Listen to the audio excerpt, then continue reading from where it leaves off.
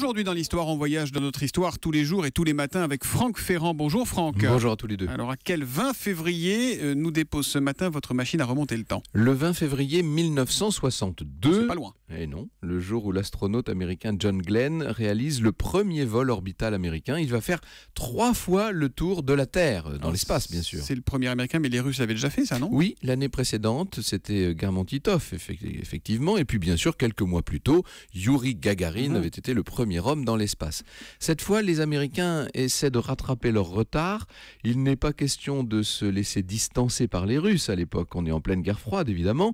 Alors on a triplé les effectifs de la NASA, qui sont passés de 10 000 à 36 000 personnes. Dis donc, 36 000 personnes. 36 000 personnes, hein, c'est énorme. Le programme Mercury est lancé en 58.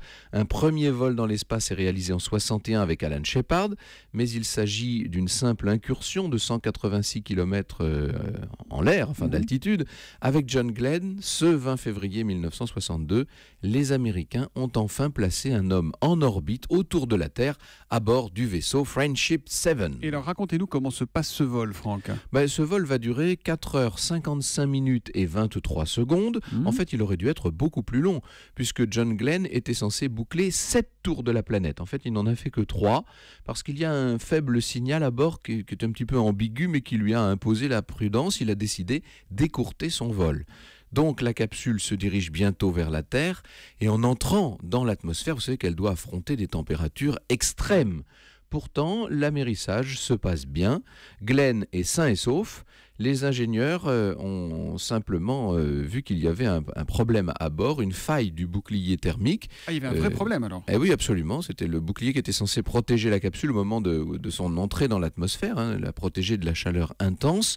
On peut dire que John Glenn a eu chaud et qu'il a bien fait de rentrer. Oui, au sens premier du terme. Et alors, puisqu'il n'a pas fini grillé, qu'est-ce qu'il est devenu, John Glenn? Il est devenu une star, vous imaginez, célébré à son retour comme un héros national. Il est toujours en vie, là, à l'heure où nous parlons. Il a 93 ans.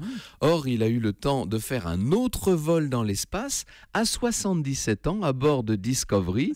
Le but à l'époque, c'était d'étudier les effets de l'espace sur les personnes plus âgées. Mais là, n'est-ce pas, c'est une autre histoire. Évidemment, l'histoire qu'on retrouve avec vous tout à l'heure à 14h pour nous parler de quoi? Nous irons faire un tour à la Tour d'Argent, c'est le cas de le dire, pour vous raconter l'histoire des plus anciens restaurants de Paris. Émission savoureuse en perspective au cœur de l'histoire à 14h sur Europe 1. Avec vous, Franck Ferrand, à tout à l'heure. Bonne journée.